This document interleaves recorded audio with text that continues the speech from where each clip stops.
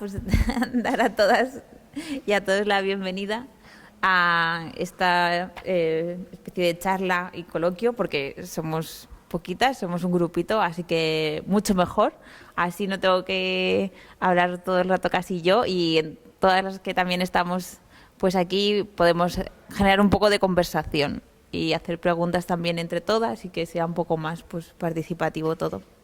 ¿Vale? Nada, igual como hablo como Keras Buti, la cooperativa de consumo, que junto con algunas de las que estamos aquí somos socias de esta opción que vimos de generar para que desde los barrios de Hospitalet pues pudiéramos tener el acceso a una alimentación como mucho más sostenible y acercar nuestros, bueno, nuestro límite, bueno, disminuir nuestros límites con el campo, con el parque agrario que lo tenemos aquí al lado, así como, bueno, reivindicar también todo lo que es la lucha por el último patrimonio agrícola, que es Caltraval, que está aquí cerquita.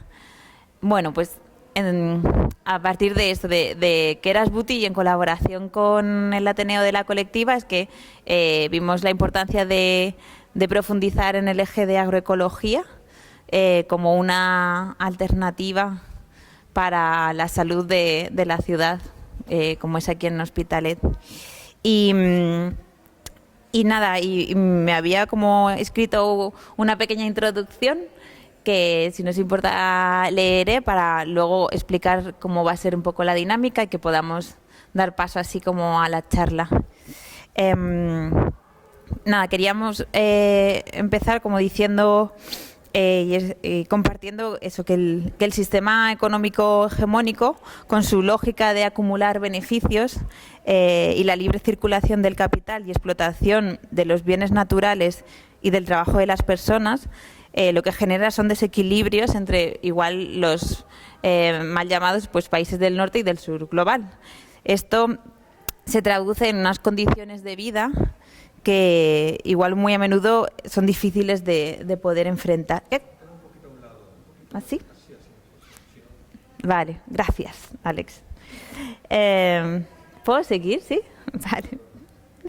Entonces, esto conlleva la pérdida del acceso a los medios de producción, como es el acceso al campo y a la alimentación, por tanto, desplazamientos forzados, degradación ambiental del entorno, explotación laboral o incluso también guerras y conflictos armados. La imagen de bienestar y opulencia de las sociedades del norte global alimenta el imaginario también de que aquí se puede encontrar oportunidades para una vida mejor, aunque el viaje y el proceso de entrada supongan arriesgar la propia vida y sufrir todo lo que conlleva pues entrar en un sistema racista. A su vez, pues a nivel local,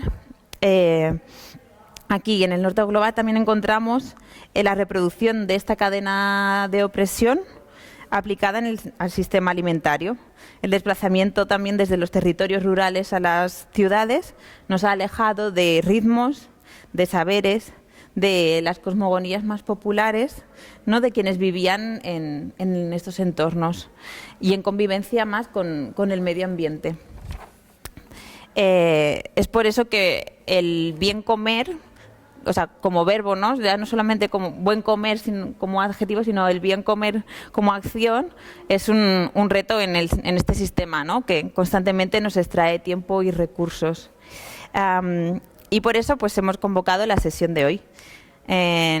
Sabemos que en Barcelona está todo el contexto de la capitalidad de la alimentación sostenible, pero bueno, desde las periferias también es que nos hemos tenido que hacer expertas en sostener a las comunidades desde las cocinas.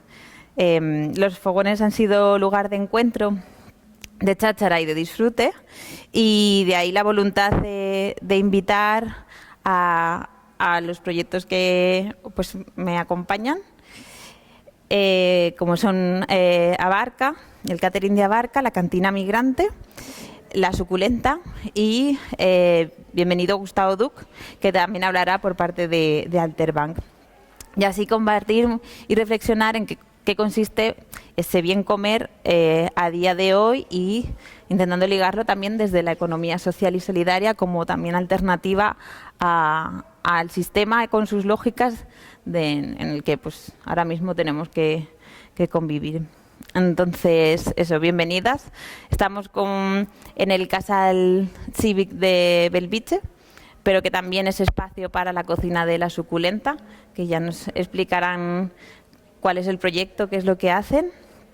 Y nada, la dinámica va a ser, yo comenzaré haciendo algunas preguntas para luego pues igual abrir a la gente, al resto de compañeras a ver si pues quieren preguntar alguna cosa más o que haya diálogo y preguntaros también entre unas y otras y luego pues Gustavo cerrará también con un pequeño recital de poesía. ¿Sí? Genial. Vale, pues así como para romper un poquillo el hielo. Si os parece, pues yo dejaré también como que os presentéis y empezando respondiendo la pregunta de eso, de cuáles son los orígenes de vuestros proyectos, de dónde vienen y qué os impulsó a empezar. ¿Por qué visteis eso, el espacio de la cocina como un espacio de posibilidad en cada una de vuestras iniciativas? Si quieres, Lina, Cantina Migrante, comenzar. Hola, sí. Si quieres, puedes bajarte y nos vamos mejor. Mi nombre es Lina Vanessa López Ortiz y apoyo la Cantina Migrante. La Cantina Migrante es un proyecto que inicia con La Ambulante, que es un proyecto de Julieta Lara, que es una compa de Guatemala, que también inicia a partir de esas nostalgias y esa extrañeza de los alimentos y no solamente de los alimentos, sino de la cocina como un espacio para compartir, ¿no? Para crear, para agruparse, para acuerpar y a partir de ese proyecto se colectiviza como la Cantina Migrante y es donde empezamos a ser parte de diferentes microproyectos o más que microproyectos son como emprendimientos que teníamos acá diferentes personas que somos migradas y que cuando llegamos acá pues como ya sabemos perdemos todos los derechos y que empezamos a resistir a partir de la comida y la alimentación. Entonces siempre estábamos albergadas como por espacios también liberados, como en el caso de La Nueva Usurpada, que fue un espacio donde estuvimos haciendo ahí toda la resistencia alimentaria y donde también confluimos esos otros emprendimientos que resistían a partir de la cocina. Y bueno, ahora en estos momentos estamos también haciendo parte del huerto del Cambalén, que queda en Nou Barris, que también aprovecho para contar de pronto, si no se conoce, ahora tiene un nuevo proyecto que es el primer parque agrari de Barcelona, que se iniciará a construir y estará en teoría en 2 años. Y ahí pues es un espacio que nos han ofrecido también para empezar a activar allí toda la parte no solamente ya de la cocina y del espacio para compartir, sino de ese acceso a la tierra, ¿no? Al sembrado, al compartir de forma colectiva, ¿no? Esa parte de siembra, a la cosecha y a la participación colectiva de los vecinos. Entonces, ¿la cocina la tendríais allí ubicada? Nosotros de momento tenemos ahí un espacio y sí que hacemos cocina, pero más como compartiendo con las personas que trabajan en el huerto, que son personas es un huerto público. Entonces, inicialmente son vecinos, pero también hay personas que vienen de todas partes o de otros huertos, ¿no? Para contar los espacios que hay. Y estamos intentando abrir algunos espacios dentro del mismo distrito, ¿no? Dentro del mismo Nou Barris, como en el Casal Popular de la Prosperidad. Y también tenemos pensado abrir algunos espacios dentro de un nuevo casal que se llama La Bovila, también ahí en el distrito de Nou Barris. Siempre nos albergan como estos espacios, ¿no? En estos momentos pues siempre habíamos como querido estar dentro de la proximidad de todo, de los alimentos, de la tierra y también del mismo territorio, ¿no? Entonces antes fue como Gracia y el centro y muy movidas, y ahorita estamos tratando de construir realmente un tejido de barrio, ¿no? Pues sí. Qué bien. Pues si quieres pasar para allá. Sí. Hola, buenas tardes. Soy Carlos y soy parte de La Suculenta. Y aquí mi compañera les va a explicar lo que es. Un equipamiento que ha estado destinado históricamente a personas mayores, pues que también pudiese estar más abierto al barrio, ¿no? Para actividades, etcétera, etcétera. Y bueno, pues La Suculenta, lo que hacemos nosotros es un menú de lunes a viernes con producto de aquí del Parque Agrari, junto con un compañero de la cooperativa también de consumo, que es el payés, que nos trae las verduras y algunas frutas. Y esto va ligado un poco con la cooperativa Keras Buti, como explicaba Alba. El origen de este proyecto pues nace junto con ellos. Y nosotros pues entendemos, bueno, eso, el proyecto de la cocina también como una forma de resistencia a las economías capitalistas de hoy en día, ¿no? Y parte de eso, pues lo que hacemos es seguir como unas buenas prácticas, ¿no? Que es la base de nuestro día a día. Uno es pues consumir, ¿no? Un producto de proximidad, ecológico, un consumo consciente, ¿no? Mirando pues de dónde viene ese ingrediente, haciendo el camino como a la inversa, ¿no? Y siendo parte crítica, ¿no? De todo de todo el camino que recorre. Otra de los puntos que nos parece muy importante y que es lo que hacemos cada día es servimos producto ecológico de proximidad a precios populares, porque creemos que la buena alimentación tiene que ser accesible para todo el mundo, ¿no? Y otra de las bases es que la incorporación pues laboral de compañeras pues que son vulnerabilizadas por el Estado, por la sociedad y por la ley de extranjería, y bueno, un poco tanto la parte de la comida, ¿no? Pues intentamos un poco transformar o un poco visibilizar pues otros tipos de costumbres, otros tipos de recetas, otros tipos de ingredientes, ¿no? En nuestro menú de día a día, pero también visibilizar pues la pluralidad que hay en nuestros barrios, empezando pues por nuestro trabajo y estar presentes donde estamos. Y bueno, eso, como decía, siempre es un proyecto junto con Keras Buti, y asimismo pues intercooperamos con muchas más entidades de aquí de Hospitalet, pues la colectiva, con Lembisi, que es el que nos hace el delivery de los menús para llevar, que tienen un proyecto de ciclo logístico. Y bueno, eso es La Suculenta. Gracias. Ay, vale. Y por aquí abarca Sergio Solís. Bienvenidos. Gracias. Hace falta, ¿no, el micro? Sí. Bueno, nosotras somos la cooperativa Abarca y nacimos pues, bueno, de la necesidad de autoorganizarnos tanto personas racializadas no blancas como personas migradas, ¿no?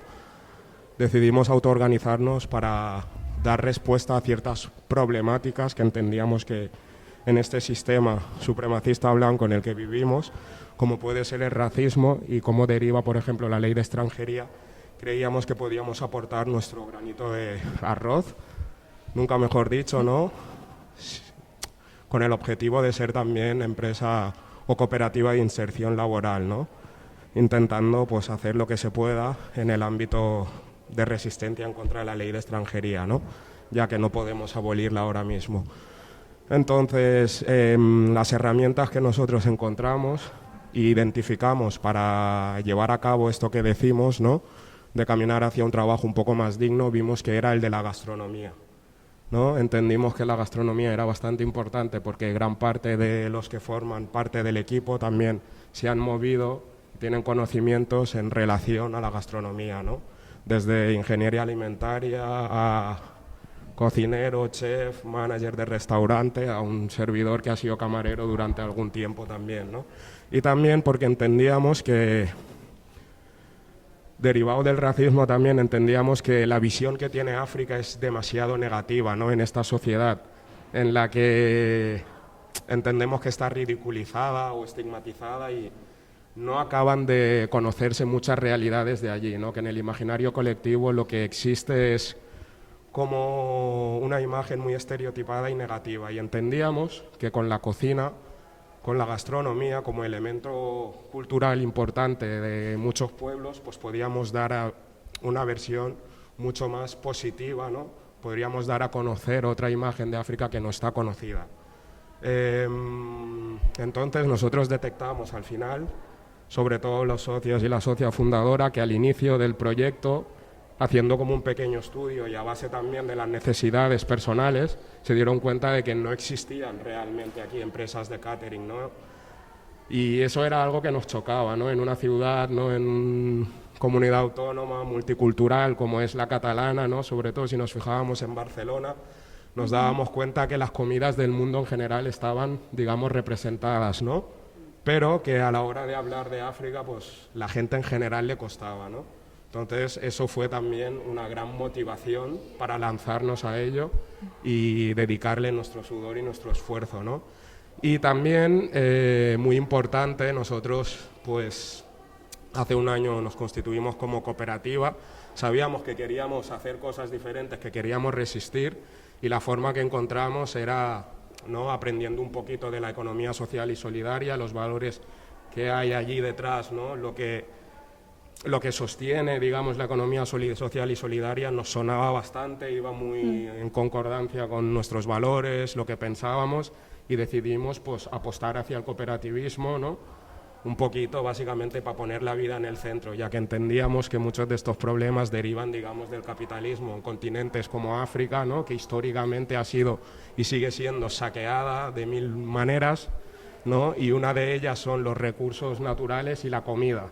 Y entendíamos que, pues, ahí podíamos incidir, digamos, bastante. Nuestra comida tradicionalmente la llamamos africana, ya entrada rompiendo, digamos, con estas fronteras de Estados-nación, ¿no? Que se generaron en cierto momento de la historia, ¿no? En una conferencia de Berlín por parte de las grandes potencias europeas, ¿no? Que no tenían en cuenta la realidad del contexto, las diversidades culturales, los pueblos originarios, sino que simplemente fueron a por el desarrollo o interés de estas potencias, ¿no? En deterioro a todas nuestras comunidades, y por eso nosotros no identificamos nuestros platos mayoritariamente con ciertos países, pese a que muchos y muchas integrantes de nuestra cooperativa vengan del estado conocido como Senegal actualmente. Nuestros platos, como por ejemplo puede ser el mafe, siempre lo explicamos que es un plato que se come en Guinea, tanto en Senegal, se come en Mali, ¿no? Se come en Gambia. Y también se asocia bastante a una cultura que es la mandinka, ¿no? Y entonces esa cultura se ve dividida en diferentes países, ¿no? Y un poco apostamos por eso. Y también, por último, así, en esta misión de ir explicando y deconstruyendo estereotipos, escogimos el nombre de Abarca, ya que entendíamos que también podía ser un elemento cultural muy importante, ya que en la cultura mandinka se dice Abarca después de las comidas, ¿no? Y también se utiliza como un buen provecho, ¿no? Se agradece a la persona que ha cocinado, al hecho de poder haber llegado aquí, y en general, pues eso, decidimos, pues, apostar por eso, y ahí vamos. No sé si Soli quiere completar alguna cosita más con lo que hemos dicho. Casi lo has dicho todo. Yo lo único que quizás sumaría es como Abarca nació dentro de la asociación que se llama Dunia Kato, que es donde al principio hemos empezado a trabajar con el Codazorroyo, empezar a hacer nosotros mismos los factores de cambio de nuestros propios países, ¿no? Y de ahí dijimos, pero ¿cómo vamos a sacar recursos? Subvención, no, acabamos de empezar. Pues vamos a crear la empresa de catering, y con lo que ganamos ahí empezamos a hacer pequeños proyectos en nuestros países de origen. Y de ahí vimos que el catering solo es su propia realidad. Entonces dijimos, pues lo sacamos de la asociación y creamos la cooperativa, y la asociación pasa a ser socio de la cooperativa. Claro. ¿No? Como una forma así de poder tener quizás una pequeña dependencia si se logra, porque estamos en momentos que todo es súper complicado, pero nuestro principal y óptimo objetivo es esto, ¿no? Desde nuestro trabajo mismo empezar a tener unos impactos también en nuestros países de origen. Claro. Y bueno, no sé, Gustavo, si quizás si te puedes poner a... Gracias. Si quieres explicar... Sí. O sea, como también está dentro de la órbita de cómo generamos un mejor sistema alimentario, vale. Pero no es como un proyecto de catering como el resto de iniciativas. Vale. Bueno, buenas tardes. Alterbank es un proyecto que intenta disputar, al menos en el plano ideológico, cómo se está llevando a cabo desde las administraciones y algunas fundaciones privadas, cómo se está llevando a cabo la ayuda alimentaria. La ayuda alimentaria en nuestros barrios, cuando hay familias vulnerabilizadas, que no pueden acceder a los alimentos, cuando hay una pandemia, hay un confinamiento, cuando hay señores y señoras mayores que a lo mejor no pueden comprar sus alimentos, acuden a los clásicos bancos de alimentos que están apoyados por dinero europeo y de otras administraciones. Y estas familias acaban recibiendo lotes de comida, de alimentos de multinacionales, alimentos ultraprocesados y muchas veces alimentos que solo hacen que solidificar y hacer más grande las injusticias que hay detrás del modelo alimentario. Hablabais, por ejemplo, compañero, del caso de Senegal y de toda esa zona de la costa. Bueno, los bancos de alimentos españoles con dinero de la Unión Europea se nutren de el dinero de la Unión Europea, el dinero público, a partir de unas licitaciones va a una empresa española que está pescando en aguas de Senegal, de Mali, de Gambia y de otros lugares, atún que luego se incorpora en esos bancos de alimentos, con lo cual la incoherencia del sistema está claro.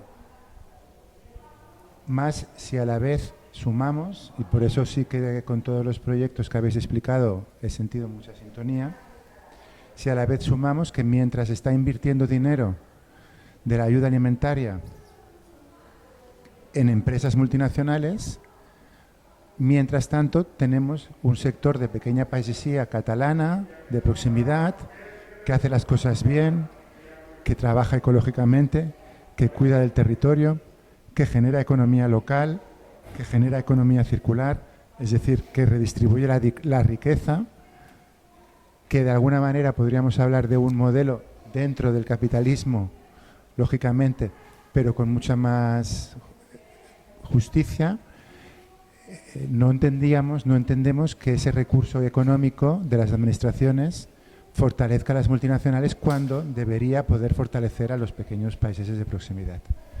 Por eso lo único que sabe hacer Alterbank ha sido dos cosas. Primero, trasladar esta información, explicarlo, difundir y exigir. Hemos hecho una revista, hemos hecho artículos en prensa, charlas, conferencias. Exigir tanto a las diferentes administraciones públicas redirigir esos fondos públicos y redirigirlos hacia una compra no en los supermercados, no en las multinacionales, sino en el pequeño país. Y no solo lo hemos dicho, sino que lo hemos demostrado de que es viable, que es posible, para que de alguna manera las administraciones no se echaran atrás diciendo que es muy complicado, que no tenemos estructura. Bueno, evitar cualquier excusa de estas características. Y a partir de diferentes apoyos y subvenciones hemos puesto en marcha una estructura muy simple, pero que nos ha permitido poner hacer proyectos durante todo el 2020 y 2021, proyectos puntuales, donde, por ejemplo, durante un mes podíamos llevar cestas de alimentos comprados en el Baix Llobregat, en el Parc Agrari, a familias de Nou Barris. O hemos hecho lo mismo con familias de aquí de Hospitalet y de Bellvitge. El proyecto en este momento mantiene esas dos líneas, incidencia política y ejecución de algunos proyectos, y lo que aspiramos es que nuestra incidencia política llegue más lejos, que hayan cambios coyunturales, estructurales, más definitivos. Tenemos negociaciones abiertas con el Ayuntamiento de Barcelona, con la Generalitat de Cataluña, con Manresa, y parece, o intuimos, que ya hay algunas pequeñas voluntades de cambiar de modelo. Barcelona, por ejemplo, tiene una red de comedores sociales que, como explicabais aquí también en el caso de La Suculenta, en espacios públicos, pero gestionados por organizaciones locales.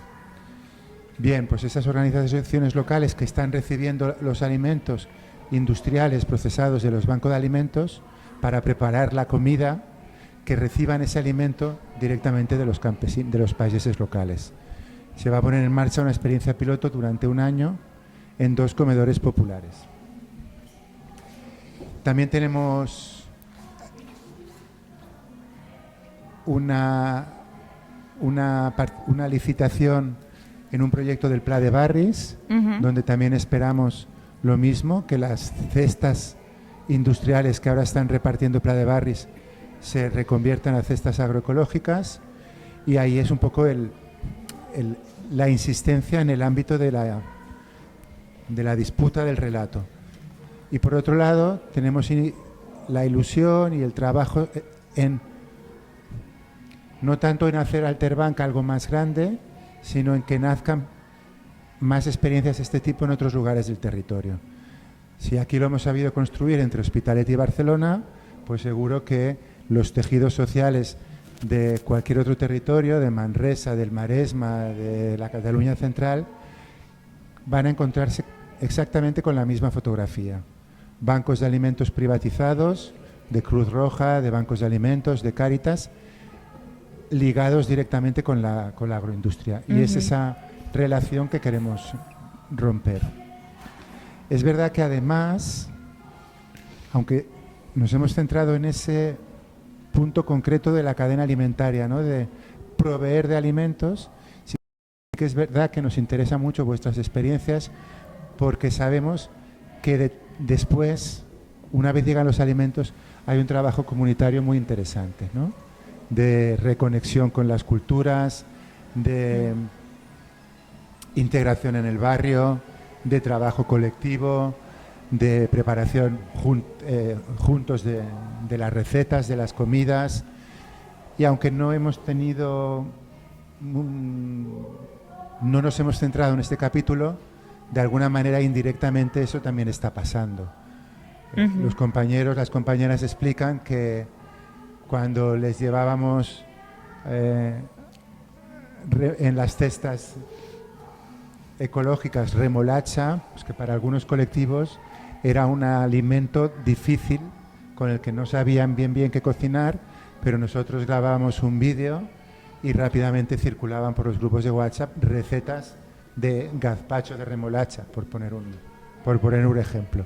Y también familias que compartían sus recetas, y sin ser el eje del proyecto, porque es un eje muy dirigido a incidir en la administración, es verdad que en el ámbito comunitario también han pasado cosas bonitas y de las que estamos contentos. Sí, claro, ¿no? Se entiende que en ese espacio también donde compartir tiempo han surgido eso, espacio donde poder compartir de qué manera yo utilizo este ingrediente u otro, y así, ¿no?, se ha ido también como fortaleciendo esa comunidad. En relación quizás también un poco a eso, a a comida y comunidad, preguntaros, un poco ya algunos lo habéis medio tocado, ¿no? Que eso, la comida, la alimentación, son elementos que nos permiten también desplazarnos a nivel como mental, ¿no? Desplazar nuestro estómago a según qué sitios. Y esto también como permite mantener, quizás permite, ¿no?, mantener o reforzar las raíces culturales que tenemos con determinadas, pues, cosmogonías o espacios que proceden a comunidades de las cuales también venimos. Entonces, un poco para que compartáis de qué manera vosotros eso, cómo lo aplicáis en el día a día o no, sería como eso, cómo se utiliza o entendéis la comida como herramienta para establecer puentes también de saberes, ¿no?, dentro de la comunidad y entre comunidades, ¿no? Porque pues igual yo, pues cuando pruebo determinado plato, eso me retrae a mis orígenes, a mi pueblo, a mi familia, y en todo eso también hay unos saberes vinculados a cómo se ha hecho, a qué conllevaba hacerlo. No sé si con esto a alguien le sugiere algo. Sí. Sí, es que cuando estabas terminando no sabía en qué momento podía intervenir, pero iba un poco también a eso, que más allá de todas las nostalgias, ¿sí?, que nos puede reparar esos alimentos y cocinar esos alimentos también en comunidad, en el caso de nosotras que trabajamos alrededor del fuego y de la cocina, también hay muchas contradicciones.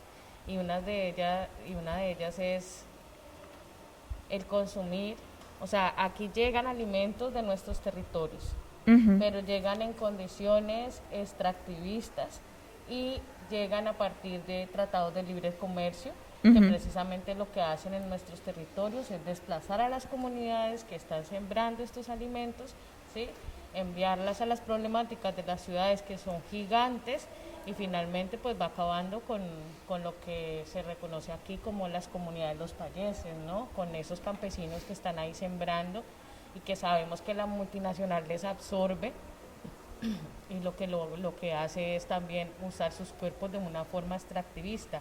Y luego el acceso que nosotros tenemos aquí a la tierra es también solo de forma extractivista, porque las personas que van a recoger la fruta, ¿sí?, su trabajo está súper precarizado y también desde esa misma función extractivista. Entonces, para nosotras es muy delicado, y lo que hacemos normalmente es como trabajar con alimentos de proximidad y de temporada.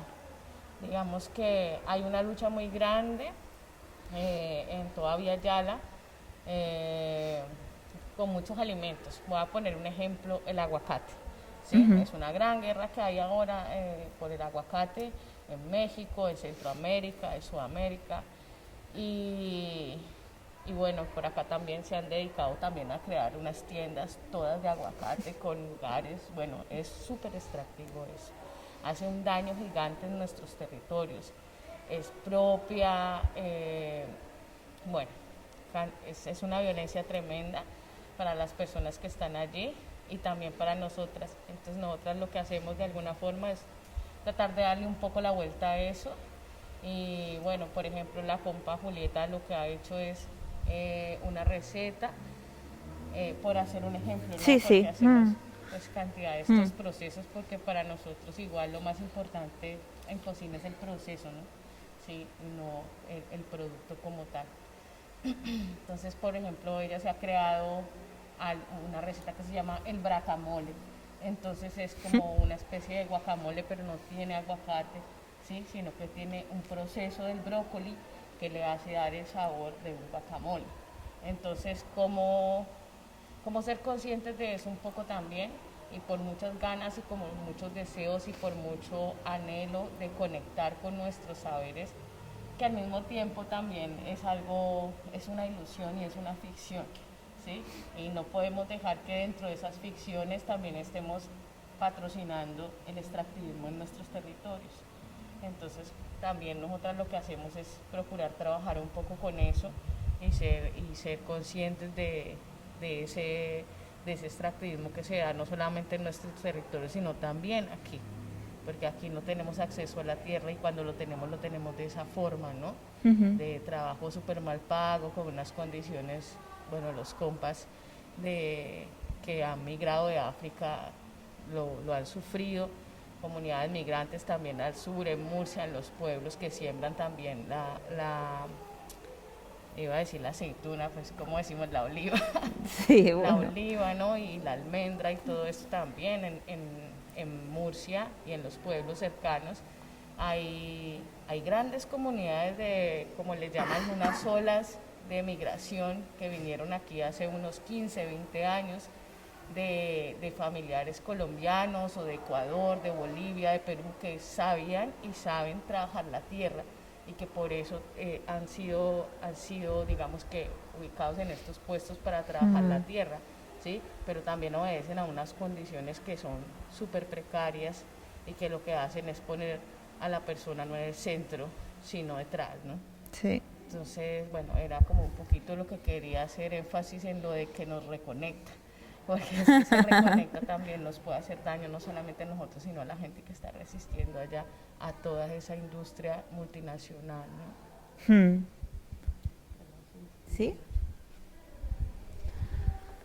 Bueno, yo cuando habláis de esto de cocina y comunidad me viene a la cabeza muchas cosas, pero en relación a lo que hablabas, pues en la suculenta, pues eso, intentamos pues nuestro producto que sea de proximidad, y cuando hemos tenido algún producto que no lo ha sido, por ejemplo, hoy nos han traído mangos, pero venía de un proceso de reciclaje, no sé si era del banco de alimentos o de un gran supermercado. Tenemos una compañera que a veces hace rutas y justo era como, ostras, que quieren tirar como 2 cajas de aguacate que están perfectos, estaban brutales y bueno, pues eso también forma parte un poco de no desperdiciar esta comida, darle ese valor y eso también, o sea, me viene a la mente cuando hablamos de comunidad y cocina nosotros aquí en Belviche pues es un barrio obrero donde nos encontramos que muchísimos usuarios que vienen pues son de origen andaluz. Yo personalmente también soy de origen andaluz y tan solo con eso, y a lo mejor pues yo las recetas que he podido aprender de mi familia en comunidad, que los espacios donde más comunidad se hacía era alrededor de una mesa comiendo y después de la mesa de la comida, y incluso hasta después de la comida seguías haciendo comunidad.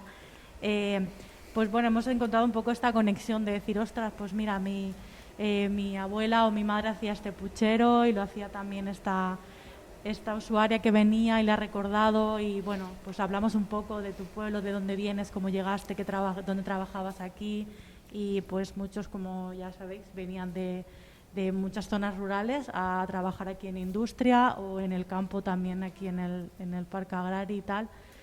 Y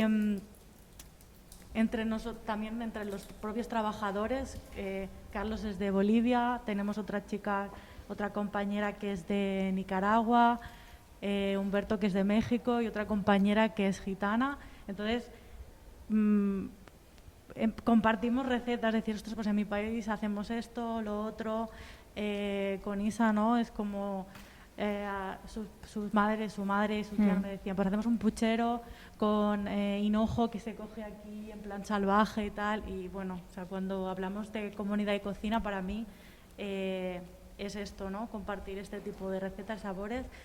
Y luego, por ejemplo, también pienso que es muy importante estos momentos así, cuando a lo mejor hemos ido pues a otro sitio a compartir espacio con personas no vingudas, ¿no? Por ejemplo, cuando había aquí la Tancada Hospitalet, yo recuerdo que, aparte de todas las asambleas, que a veces eran extremadamente largas, donde más realmente hacías comunidad, conocías a la gente y te dabas cuenta de su realidad, era el después que te quedabas en el espacio ocupado donde estuvieran, y te tomabas un té y hacías un pastel o lo que sea, y ahí es cuando realmente empezaba bueno, esta conexión con la comunidad que son tus vecinos al fin y al cabo.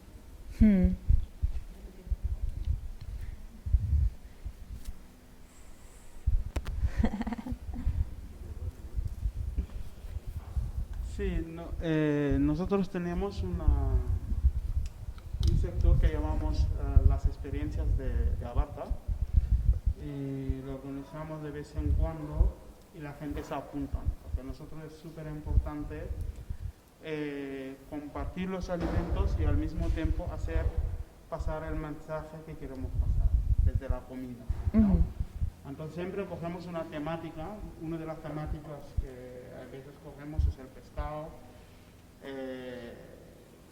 cogemos el atún, hacemos una receta que hay en algunos pueblos que tenemos, y va a ser la receta principal, va a ser como el principal temario que vamos a hablar más, ¿no?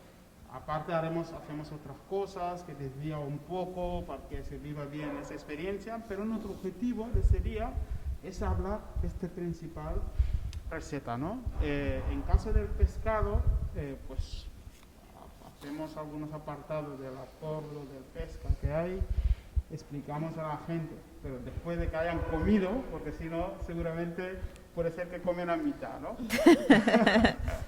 Les explicamos, ¿no?, que en Senegal, o desde este acuerdo, el kilo de atún le cuesta 17 céntimos a la Unión Europea, o sea, desde Senegal, ¿no? Y aquí, si somos gente que compra mucho atún, sabemos que está costando alrededor de 30 euros, ¿no? Entonces, ¿qué tipo de acuerdo es este acuerdo, ¿no? Y después de esto explicamos también los efectos de este acuerdo, ¿no? Uno, como hace poco estaba mirando en la televisión, un barco multinacional estropea a una patera pequeña de pesca de toda la vida, ¿no? Eso ya es una señal. Pero si no, hay otro que es más heavy, que llevan todo lo que quieren, a la forma que les da la gana. No hay ningún control sobre ellos. Ellos ponen, al año vamos a tener tanto kilo, y no tenemos esas formas de controlar esas cantidades que se llevan. Algunos casos les pillan o multan, incluso esa multa lo pagarán como quieren, o incluso intentarán sobornar, ¿no? Para nosotros es importante esa experiencia, porque explicamos diferentes cosas a través de la comida y creamos también una conexión de aquí y nosotros, porque para nosotros eso es como muy importante, ¿no? No decir, no, todos los europeos son iguales, no, pero lo que queremos allí es despertar conciencias y saber o hacer decir a la gente, o hacer explicar a la gente que hay una ley de extranjería. Hay gente que no sabe que hay ley de extranjería. Hay gente que no sabe que la gente que no tienen papeles, qué derechos tienen o qué derechos no tienen, ¿no?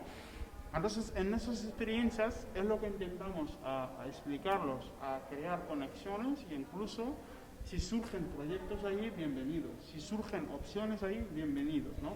Pero esa es nuestra forma de hacer nosotros. Yo, si me lo permitís, para completar un poco lo que bien nos ha explicado aquí ahora Soli, y me gustaría como daros un pequeño detallito, ¿no? No sé si la mayoría que están aquí lo recuerdan, ese gran anuncio, ¿no?, de pesqueñines, no, gracias, debes dejarlos vivir.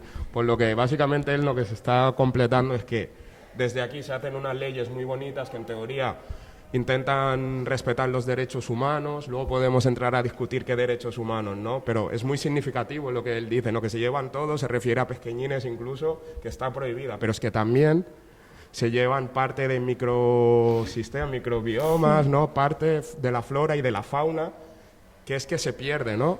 Y al final, él lo ha dicho muy bien, ¿no? Intentamos hacer esa conexión de, cuando se habla de crisis migratoria, ¿no?, ¿cuál es el origen de las pateras, ¿no? Porque antes, si nos ponemos a pensar, no hace mucho habían pateras, ¿no? Es un fenómeno en la historia relativamente nuevo. ¿Y por qué? Porque Senegal es un país, un estado de pescadores, ¿no? El nombre así lo indica, Suñu Gal, que significa nuestro barco. El gal son estos cayuquitos, ¿no? Pues ante la incapacidad, ¿no?, de saciarse, ¿no?, lo que una familia antes salía a pescar y podías, ¿no?, comer, podías autoabastecerte y a la vez también vender algo, pues cada vez nos veíamos más obligadas, ¿no?, a entrar a aguas internacionales, o más no llegando a ser aguas internacionales, sino costas senegalesas, pero más hacia adentro, hasta que descubrieron que, ostras, Europa no está tan lejos, ¿no? Y eran las Canarias, y ahí empieza el efecto. Él lo ha dicho genial, ¿no? Hay una, creo que me iba a apartar, pero luego hay una cosa que dice historias de recetas, y ahí creo que él también podrá dar alguna noción y nosotros también, ¿no? Pero nuestras recetas casi todas tienen cierta historia, tienen algo que ver. Entonces, cuando hablamos de comida y comunidad, pues evidentemente, ¿no? A nosotros, como decía la compañera, muchas veces en ciertas ocasiones nos encontramos ante ciertas contradicciones, ¿no? Pero a la vez nosotros intentamos pensar, evidentemente, que siempre es mejor, ¿no? Si podemos tener el acceso a un huerto comunitario, a una agrobutiga, a productos de proximidad, pero nosotras también desde nuestra cooperativa la proximidad la entendemos a poder gozar, ¿no? De esas comidas, ¿no? Que esto entiendo que se harán en muchas comunidades de personas migradas o que a lo mejor no han nacido aquí, de juntarse un fin de semana y cocinar la comida, el plato típico de su país, y para ellos esa sensación ya es de proximidad, ¿no? Evidentemente apostamos por un modelo, ¿no? Que cada vez rompa más con estas dinámicas, ¿no? Capitalistas salvajes, evidentemente, como ella explicaba, ¿no? Tal vez el aguacate, la quinoa hacia allí, pero aquí, si vemos también en España, la chufa es un superalimento, ¿verdad? Te ha explicado un poquito lo del pescado, pero tenemos otros grandes productos y propiedades que deseamos tenerlos aquí, que a veces cuestan, ¿no?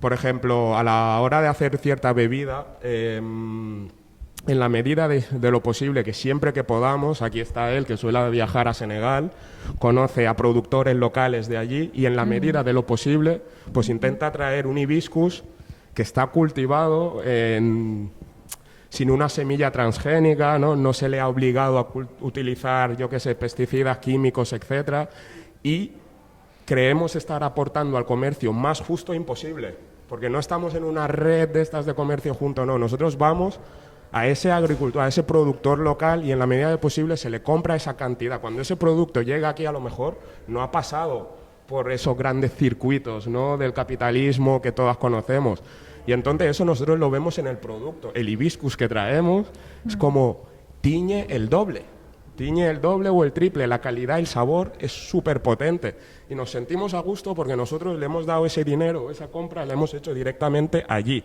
¿no? Entonces, eso evidentemente no lo podemos hacer con todos los productos, pero en la medida de lo posible pues vamos intentando caminar hacia allí, ¿no? Intentar conocer, ¿no? También es cierto que vivimos en el territorio local en el que vivimos, y en la medida de lo posible intentamos hacer conexiones. Me parece muy interesante esto que hablabais, ¿no? De huertos, de tal, porque muchas comunidades africanas también llevan practicando esto hace bastante, ¿no? Y ahora en el Parque Agrari de Sant Boi, si no me equivoco, hay un señor bastante conocido, Keita, que cultiva, por ejemplo, ciertos productos de allí, como puede ser la berenjena escarlata, que nosotros la llamamos yajató, la ocra, etcétera, ¿no? Pero yo me pongo a pensar, y cuando era pequeño, ¿no? Mi madre ya tenía un grupo, ¿no? De señores o señoras, personas que se habían hecho hueco y habían conseguido una pequeña parcela, ¿no? Entonces cultivaban, ¿no? Ya sea hibiscus, que se aprovechaba la flor y la hoja, etcétera. Y de eso, al tener ese circuito también de gente migrada, de comunidad migrada, yo qué sé, comunidad Wolof o la comunidad mandinga de X pueblo, del Vallés, ¿no? Tal vez, pues esa red ya estaba constituida y generada, y esos señores a lo mejor terminan y tienen un saco con 20 kilos de yajatú dividido, ¿no? Este saco es para la familia tal, este es para la familia, etcétera, ¿no? Y esa era otra forma también, ¿no? De hacer comunidad y de conectar con nuestros orígenes, con nuestros productos, etc., etc., ¿no? Pero también, ¿no? Y con esto termino, poner el foco en que también, tal vez por el modelo de actividad que nosotros llevamos a cabo, no somos una cafetería, un restaurante, ¿no? Que tiene su lugar, su cocina fija, que puede tener a los proveedores que le vayan llegando. Entiendo que nosotros, si tuviéramos eso, también estaríamos también explorando cada vez más, o sin lugar a duda ya estaríamos más metidos de lleno con las redes de distribución local. Pero al ser una cooperativa, que nuestra actividad principal es el catering, Nos pasa muchas veces que ciertos productos a veces no los podemos tener con cierta antelación, ¿no? Y nos vemos también obligados a comprar en ciertos sistemas, ¿no? Entrando en alguno de estos sistemas. ¿Por qué? Porque si queremos garantizar a veces esa proximidad o ese producto al que aspiramos, pues desgraciadamente debemos aspirar ahí, ¿no? Y también todos sabemos lo difícil que es emprender y muchas veces a lo mejor no tienes los recursos económicos para comprar en una zona que en otra, pero sí que es verdad que nuestra perspectiva es siempre mirando hacia allí y queríamos como destacar la perspectiva de la comunitaria de otras redes que ya llevan tiempo existiéndose y estas redes de resistencia de muchas comunidades migrantes también. Pues, guau, ¿me lo coges, porfa? Porque o sea, como gracias por todo lo que habéis compartido, también habéis respondido un poco al siguiente como bloque que me planteaba, o sea, como intentando recoger un poco lo que ha salido, o sea, al final sale como que es eso, el momento de comer y encontrarnos, lo que tiene desde una mirada como muy integral, es eso, el compartir saberes de los productos que están a nuestra mano, de los cuales nos vienen también como herencia mediante, ¿no?, como recetas de nuestras comunidades, y que mediante estos saberes se puede ver como lo que es toda la cadena, ¿no? De qué manera ese pescado ha sido conseguido, cuáles son las cadenas de distribución, de comercialización que hay detrás. Es como toda una línea para repensar esa cadena, de qué manera las grandes empresas lo que hacen es destruir las pequeñas economías locales de pescadores, de agricultores, distribución, ¿no? Y eso cómo va presionando igualmente el sistema alimentario de los distintos territorios, al mismo tiempo porque el momento de la comida también es un momento de goce. Y que es algo como que se necesita muy mucho, ¿no? El momento de encontrarnos para, desde el disfrute, poder compartir nuestro día a día y nuestras alianzas, así como ser espacios de resistencias. Y eso genera pues la conexión entre nosotras. Entonces, sí, eso, como lo habéis medio comentado, una de las inquietudes que también teníamos era eso, que desde la economía social y solidaria se pone, uno de los valores es la proximidad de lo que comemos, y cuando lo comentábamos en el equipo salía exactamente eso, ¿no? Como hay personas que son migrantes y para ellos el tema del valor de la proximidad en la comida y en el alimentarse conllevaba un coste bastante elevado. Si bien para pues quien tiene cerquita el campo, quien tiene cerquita esas recetas y esa historia, puede ser algo prioritario, pero para el resto conlleva un desarraigo, bueno, la comida como no, también espacio cultural, un desarraigo con todo ese sistema, ¿no?, cultural que la contiene. Entonces, perdonad si estoy como intentando introducir, claro, lo siguiente. Al final lo que tenemos es eso, como la falta de acceso a la propiedad de la tierra dificulta que podamos traer como más acá esos alimentos que pueden venir de un más allá y hacerlo posible. Esa dificultad en la propiedad acaba siendo una cuestión, como siempre, pues de recursos económicos. Entonces, en ese sentido, y quizás gustaba a lo mejor también desde Alterban cómo hacer que todo lo que es poder comer, alimentación o comida que contenga dignidad, que no conlleve oprimir a otros, sea algo que está a la mano de cualquier persona, de las clases populares, como pueden ser eso, las comunidades que proceden o que vivimos en las periferias, cómo hacer que para no presionar a aquellos que están cultivando, ¿no? Como no continuar con ese sistema si queremos que sea realmente una opción.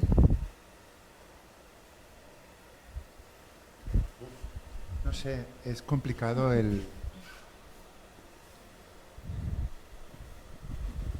cómo casar esas dos cuestiones que tú planteas. En Alterbank además hemos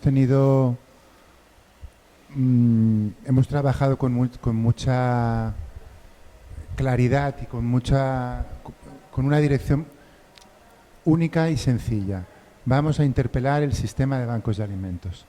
No, sabemos que hay muchas derivadas, pero en este caso era un objetivo muy concreto. Y nos ocurre un poco lo mismo que estabais explicando. No siempre es fácil resolver la casuística de montar cestas para las familias vulnerabilizadas a partir de lo que tenemos los países, de la proximidad, la complejidad de hacer eso todo a partir de unas subvenciones y por lo tanto de un precio con tope. Y te obliga a hacer siempre de más y de menos. Nuestro punto de vista, y también el mío personal, es que lo que debería de ser importante, en donde debemos de ser intransigentes, es en la narrativa, en lo que queremos explicar, en el dibujo, en el paisaje que estamos transmitiendo. Y me estoy sintiendo muy de acuerdo a los planteamientos que estáis haciendo. Y que el marco, el dibujo, sea además de que genere lazos, que favorezca otras economías, sea transgresor, rompa, al menos en el discurso, la mecánica clásica del sistema alimentario en el marco capitalista. Si después tenemos que comprar un producto para el catering en un sitio, se compra y no pasa nada. Si tenemos que completar las cestas, las últimas cestas no teníamos patatas locales. Fijaros qué cosa más rara, pero en Cataluña no había patata disponible. Bueno, pues compramos patata de Castilla y León, de un pagés ecológico, pero teníamos que traer patatas de Castilla y León. Y es que estamos combatiendo un marco que está tan bien armado y es tan poderoso que es muy difícil encontrar las brechas. Por eso insistimos al menos en el discurso, que es como lo mismo que he escuchado yo aquí hoy, ser muy radicales y ser muy rompedores. Pero hay una cosa en la que yo, escuchándoos, me removía todo el rato, que ponéis en común, y quizás es la más transgresora de todas, que es un elemento cultural. Comida, ¿por qué decimos vamos a comer? ¿Y por qué no decimos vamos a alimentarnos? ¿Por qué no decimos vamos a nutrirnos? En castellano no decimos vamos a alimentarnos, ni vamos a nutrirnos, porque comer significa, en origen etimológico de la palabra, significa alimentarse en común. Comer y comunidad, como decías, tienen la misma palabra. Y eso al final, ese espacio comunitario de sentarse en la cocina, alrededor de la mesa, esos son los lugares más propios, más anticapitalistas. Ahí estamos las personas. Ahí está la vida en el centro, las personas en el centro. Ahí estamos somos un pequeño ejército anarquista al margen de todo, ¿no? Estamos en nuestro espacio con nuestra comida, con nuestras recetas. Y eso es lo que al final me parece que tiene valor, ¿no? Que sea o no de proximidad, que sea o no ecológico, es importante. Pero lo fundamental es que lo estamos haciendo juntos y lo estamos haciendo juntas y lo estamos haciendo en común y lo estamos haciendo al margen. Estamos en otro lugar. Y eso, en el momento que estamos viviendo hoy, a mí de todas estas experiencias y Alterbank en pequeña medida me parece que es muy poderoso, es muy potente.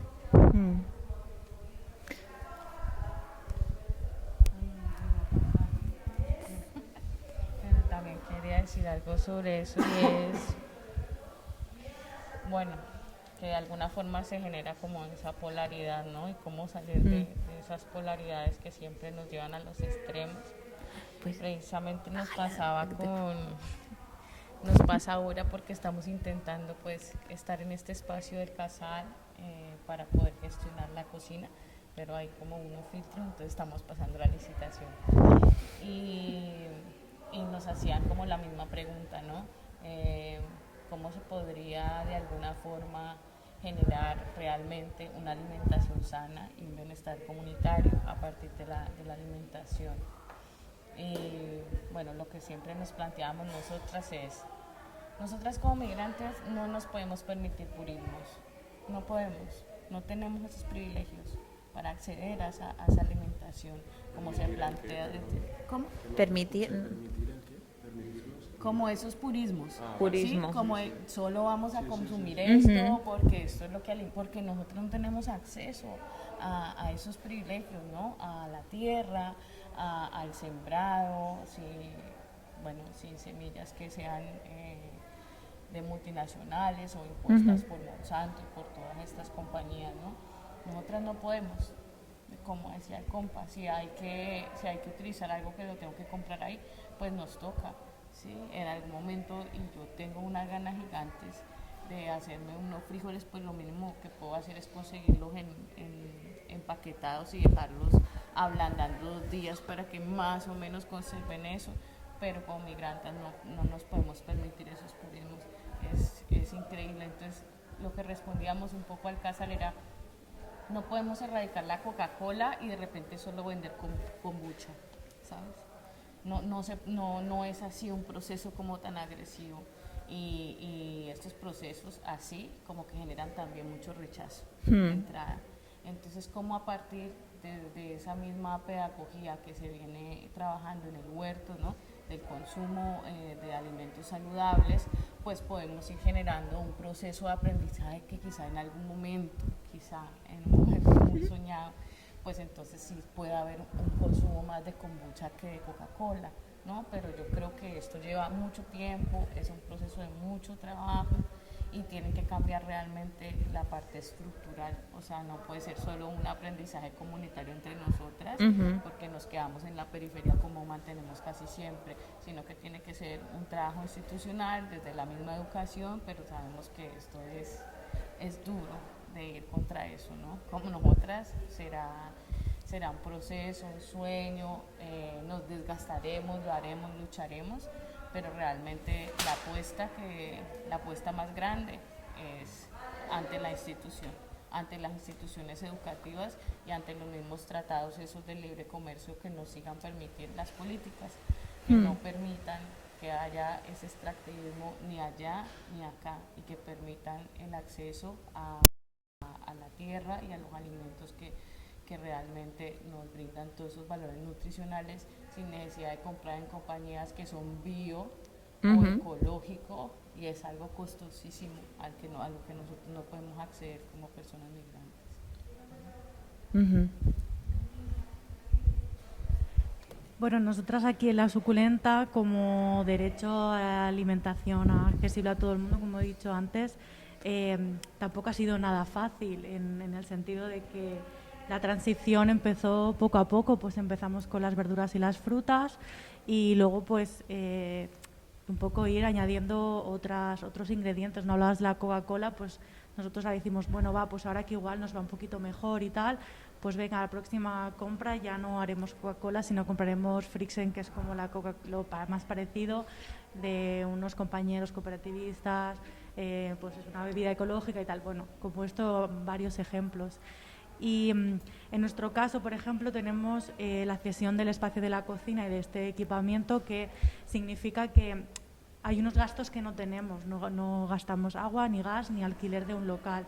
Entonces, nosotros nos posicionamos en este sentido de que esos gastos que quizás otra cafetería los tendría, unos gastos fijos, que eso se tiene que ver reflejado pues en un menú más caro o en unas condiciones laborables muy peores, pues apostamos pues por eso de no ni perder una cosa en la otra, porque ya no tenemos estos gastos, ¿no? Entonces, a ver, a día de hoy estamos ahí peleando, ¿no?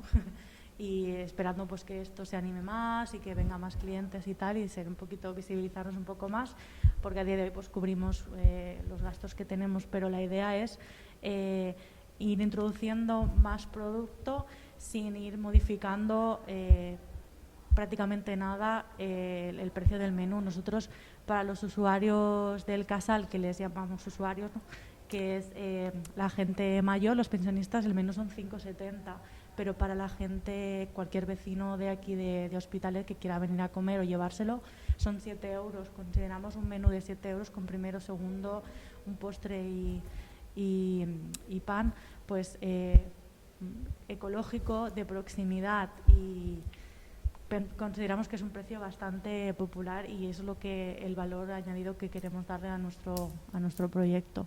Pero bueno, que ha sido eso, un camino difícil en este sentido, pero también al ser por ideología, ahora mismo estamos con la asociación Kerasbuti, pero en un futuro queremos ser cooperativa.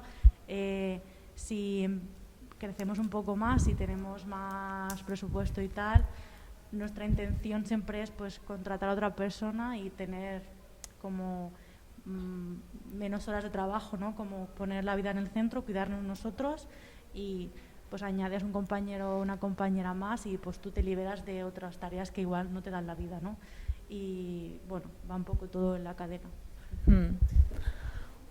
O sea que igual sí que todos los cambios se van, no sé si queréis, ¿no? Como se van cocinando a fuego lento y que esto requiere de pues un intento de transformación que venga por muchos lados, ya no solo desde dentro de las cocinas, ¿no?, y las comunidades, sino que obviamente se necesita la implicación.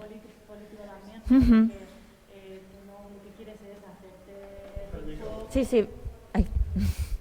O sea, lo que tú no quieres hacerte rico pues a base de dar un producto barato o teniendo sueldos muy bajos, sino que, o sea, te posicionas y decides tener una alimentación digna y unos sueldos dignos, y haces un poco equilibrio con todo eso. Y bueno, y como por ir acabando hasta que y luego dar paso así también hay como otras preguntas, nada, era como si queríais compartir alguna receta que os remita a alguna historia que haya sido también importante para vosotras en este tiempo. Más que eso, como igual las recetas también como viajan y van cogiendo cosas de sitios por donde vayan pasando, y es mucho más enriquecedor también para la propia barriga. No sé, ¿queréis animaros? Yo aquí personalmente animo a nuestro chef a compartir la receta del ndambe, por favor, que creo que es una receta con mucho peso, con mucho valor histórico, y que siempre que contamos lo que hay detrás de esa receta a la gente, bueno, como que creemos que toma un poquito más de conciencia, ¿no? Creemos que cumplimos el objetivo. Siempre me lo mata. Sí, bueno, no sé si todos conocéis la isla de Gore. ¿No? Vale, la isla de Gore es una isla que está en frente de, bueno, es parte de Senegal, pero está enfrente de Senegal, ¿vale? Como las Islas Canarias, pero más lejos las Islas Canarias, ¿no?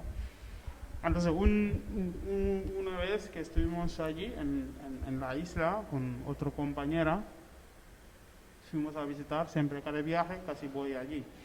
Esa isla es una isla antiguamente donde se guardaban los esclavos allí antes de que hagan ese tremendo viaje, ¿no? Entonces es donde se separaban, es como donde hacían el filtro, quién era joven, quién era mujer, quién era costoso, quién era flaco, ¿no? Todo esto.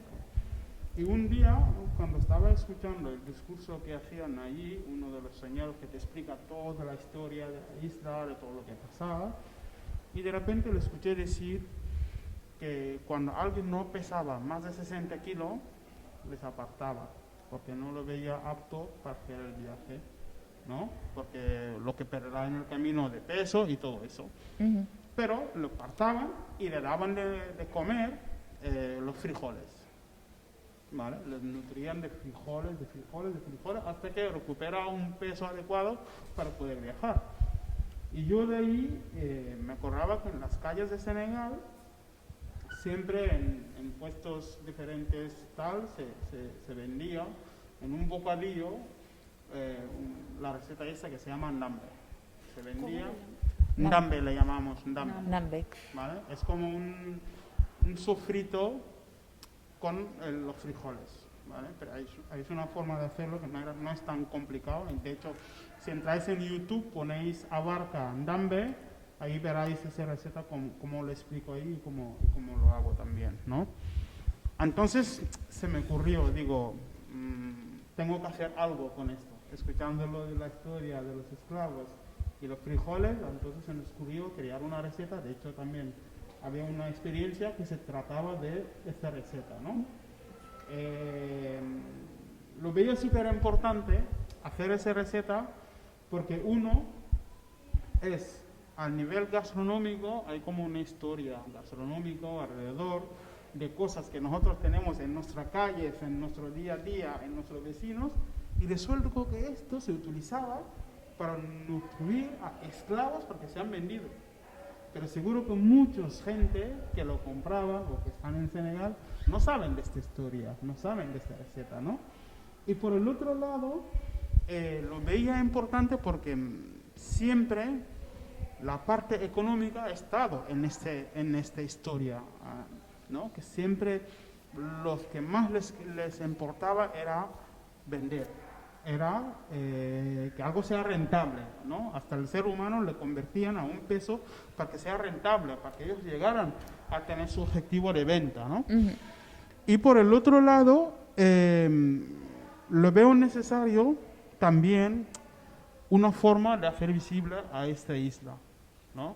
Desde nuestra red, desde el trabajo que hacemos de Abarca, lo veía como súper interesante contarlo y hacer esa receta, ¿no? Entonces, atrás de casi todas nuestras recetas hay como una mini historia que nos motiva o que nos inspiramos para poder crear la receta. Es un poco esto. Gracias. Qué trabajazo. Yo para añadirle algo un poquito solo, que justo lo ha tocado, creo que es la clave, ¿no? El nacimiento de este sistema en el que vivimos, este sistema capitalista, pues no se podría haber sostenido sin el expolio y sin la esclavización a la que sometieron a muchas de nuestras antepasadas, que muchas veces se dice, no, porque cogían esclavos, no, cogían a poetas, a cocineros, cocineras, pensadores, filósofos, y les quitaban todo tipo de dignidad. ¿Para qué?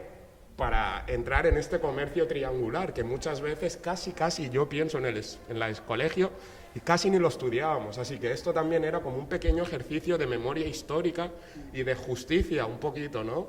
Y un poquito esta lucha constante de visibilizar esa memoria histórica que nos relega a los africanos, negros sobre todo, en que siempre nos cuentan que nuestra historia empieza desde la esclavitud, ¿no?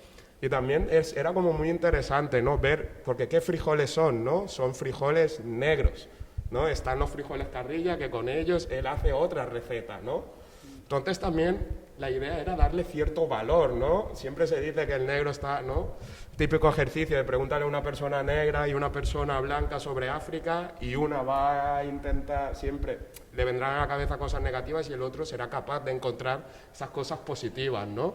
Era un poco querer darle ese valor, ¿no? Y lo curioso que era esa conexión entre África, las Américas en ese entonces, ¿no? Aviala y, ¿no? Cómo compartimos tantos elementos, ¿no? Culinarios muchas veces, ¿no? Y que algunos vamos investigando, pero algunos vemos, como el plátano macho, que tal vez, ¿no?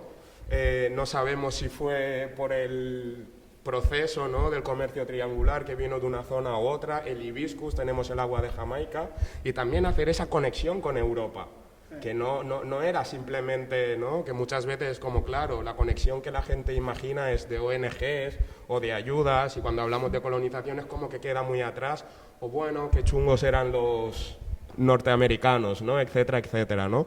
Pero nos parecía en esa receta esa conexión, ¿no?, del comercio triangular, y también un poquito como él dice, si tenéis la oportunidad os animamos a visitar la isla de Gorée, que está justo enfrente de Dakar, y el sitio se llama Le Maison des Esclaves, la casa de los esclavos, y tiene una puerta que te pone los pelos de punta, porque la mayoría de los esclavos del noroeste africano venían esclavos de toda África en general, pero la mayoría los traían del noroeste, de lo que llaman África del Oeste ahora mismo, ¿no? Y hay una puerta que yo sinceramente fui allí a ese sitio a visitarlo con 12 años y aún me acuerdo, cuando pienso en esa puerta se me pone la piel de gallina, y se le llamaba la puerta de ida sin retorno, la puerta de ida del no retorno, ¿no? Y es bastante importante porque ves hacia esa puerta, solo ves luz y mar, ¿no? Esa conexión ya con el océano, y era como, ahí salían esas vidas de esas personas africanas hacia, vete tú a saber dónde, ¿no? Muchos se quedarían en el camino y otros, pues nada, como otros, pues serían vendidos para diferentes fines. Y era recalcar un poquito eso. Gracias. A vosotros, por aquí, ¿os animáis? Bueno, que me emociona mucho escuchar lo de los frijoles, porque también recién lo había mencionado así de la nada, y porque esto claro que sí es una historia que se repite. En Brasil está la feijoada, en Venezuela también están los frijoles negros, en Colombia también los consumimos comunidades afrodescendientes, están los moros y cristianos, así le llaman en Cuba. Bueno, hay una larga historia que es esa misma historia diaspórica, ¿no?, de la comunidad afro. Muchas gracias. Y bueno, una receta, me gustaría compartir la receta del sancocho.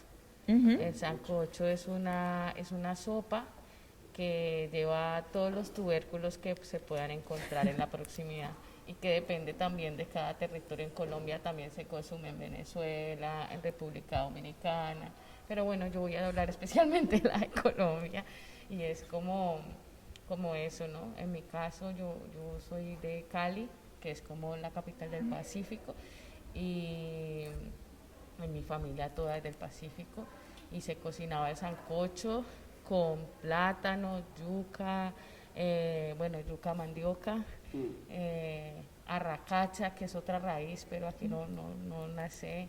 También a veces le ponían un poco de calabaza para espesar. Bueno, la idea es que quedara como muy espesa. Si había una gallina, se le ponía una gallina. En el Pacífico siempre pues tenemos el mar, y entonces el pescado, entonces siempre era como a base de leche de coco y pescado, y el resto todos los tubérculos que pudiéramos encontrar. El sancocho es muy importante, la olla, para nosotros, porque ha sido la forma en cómo se han sostenido las comunidades, ¿no? Ya a nivel colectivo, no a nivel como de cada familia, sino es como lo que se cocina en colectivo. Entonces es como un espacio para eso. También ha sido la resistencia alimentaria en todos los territorios. El 28 de abril inició una revuelta, un estallido popular en Colombia por una reforma que iba a poner el presidente de turno, que es el presidente que también representa a las élites y las minorías que siempre que hace parte de esa herencia también colonial que sigue vigente, ¿no?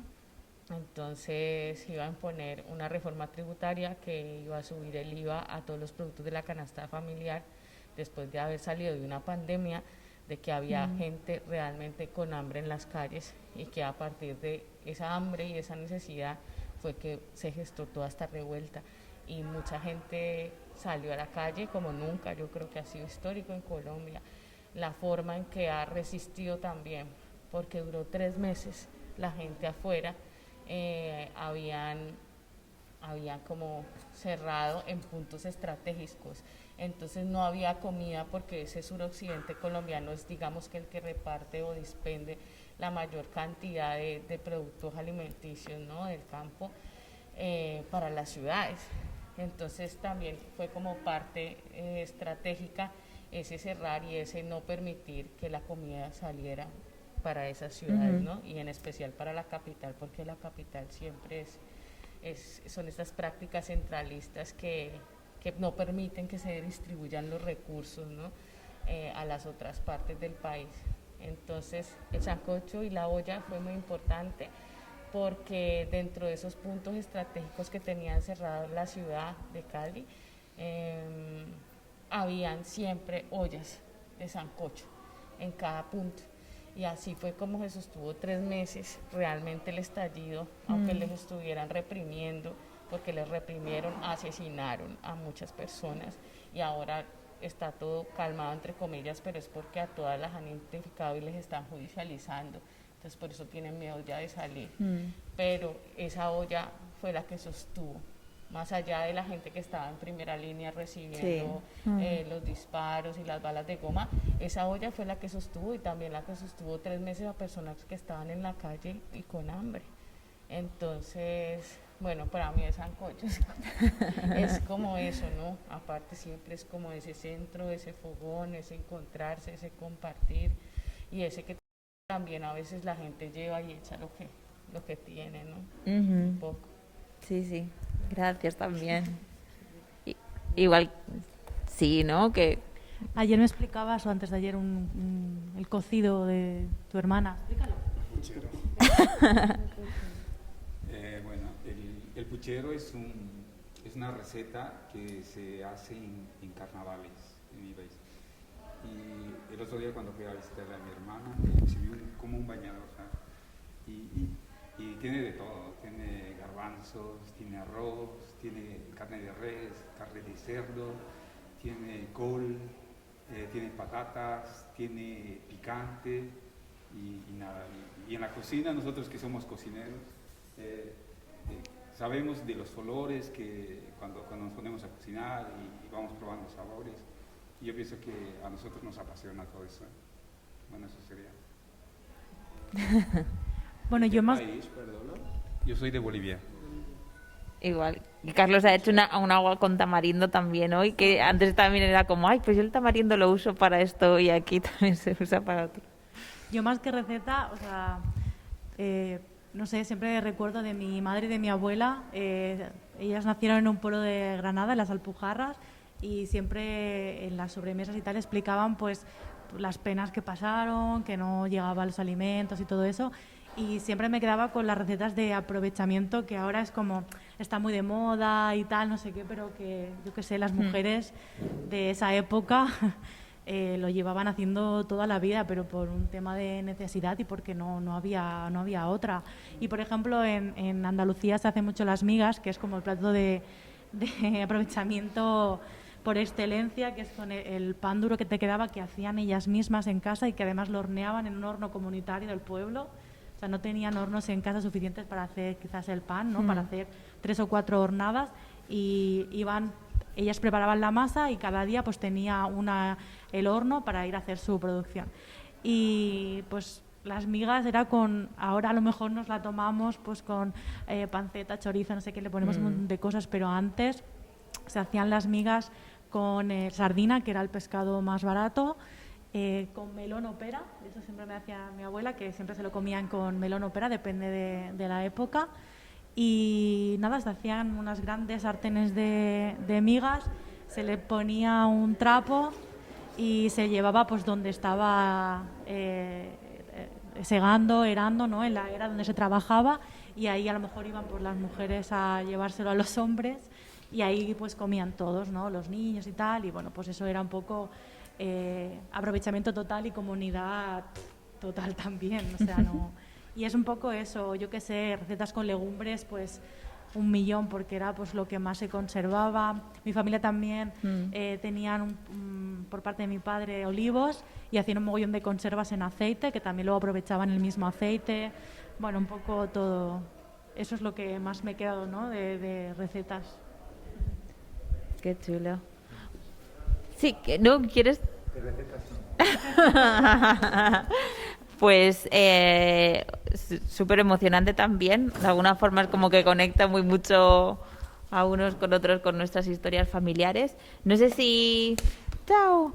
Si queréis como comentar algo o interpelaros con alguna cosa breve unos a otros antes de pues, que Gustavo pueda hacernos su recital de poesía para cerrar la sesión de hoy. No sé si Brisa o Raúl, que estáis por aquí, si quieres preguntar algo, vamos.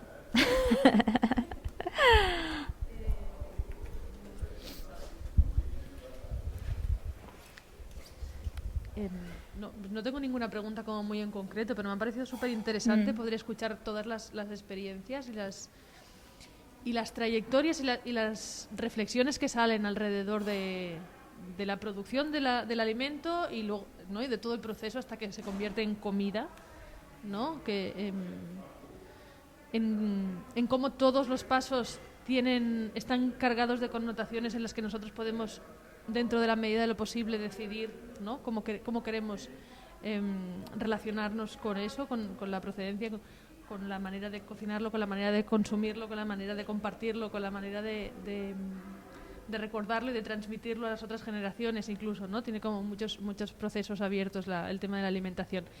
Y no lo sé, es que de pronto se abrían como muchas posibilidades y sobre todo el tema del acceso a la tierra es de las cosas que más han quedado, ¿no? Que es esa necesidad de poder, o cuanto más alejados estamos del origen del producto, ¿no? de la tierra, de lo que estamos cultivando y lo que nos estamos comiendo, más se dificulta, más se encarece, más dependemos, ¿no? de lo que nos quieran vender, más de lo que nosotros queramos comer. Y la necesidad de recuperar las tierras y de hacerlo de manera comunitaria, ¿no? Porque al final hay experiencias, yo creo que todo el mundo traía también experiencias de decir, es que esto no es nada nuevo, ¿no? Todos mis antepasados, ¿no? Mi familia, mi madre ya compartían espacios de tierra entre diferentes familias para poder tener acceso directo a sus propios alimentos, ¿no? Y cómo la importancia de recuperar eso de manera comunitaria, de unirnos para ser más fuertes y poder no solamente tener nuestra pequeña parcelita donde yo me cultivo mis 2 tomates y mis 3 lechugas, sino acceder a espacios de tierra más grandes para poder llegar a sostenernos a todos, o por lo menos una partecita, ¿no? Y la importancia de hacer incidencia política desde ahí, porque al final es verdad que solamente, o sea, nosotros podemos modificar nuestros hábitos de consumo y podemos tenemos bastante poder en ese sentido, pero es necesario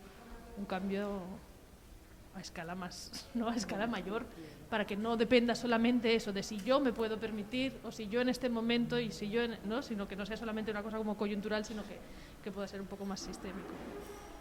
Así que no es una pregunta, pero me apetecía un montón. Buscaré más información sobre vuestros proyectos porque me parecían súper interesantes, incluso eso, la transición de la asociación adentro de la cooperativa, ¿no? La necesidad esa de autoocupación y de decir, oye, no, por nuestros propios medios hemos visto que esto puede funcionar, que aquí hay un mercado al que no se le está dando respuesta, que la cocina africana no está suficientemente representada, y menos en el mundo del catering, y lo hacemos nosotros con nuestros medios y apostamos, en vez de seguir haciendo como hincapié en diferentes esto, es decir, vale, pues nos enfocamos en esta línea de acción, por ejemplo, ¿no? O la posibilidad de esto, lo que comentabas del parque agrario, que no lo conocía, que está empezando ahora, que me parece súper potente. A ellos les conozco más porque son de aquí, cerquita. Res, me ha encantado escucharos. Genial, pues sí, casi. Me gustaría decir algo muy breve. O sea, primero de todo también decir que, o sea, estoy bastante contento con haber coincidido, algunas ya las conocía, otras no, y que es importante que estemos aquí reuniéndonos en torno a estas temáticas, teniendo en cuenta que Barcelona es la capital mundial de la alimentación sostenible, ¿no?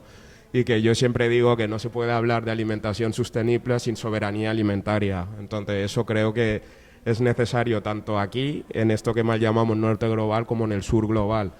Pero me gusta, siempre hago la reflexión, siempre que puedo, ¿no? Y es un poquito que en unas sociedades tan multiculturales, ¿no?, hacer hincapié en eso, que no podemos pretender tener comidas de todo el mundo, ¿no?, porque había un apartado que hablaba sobre el derecho a la alimentación sana, ¿no?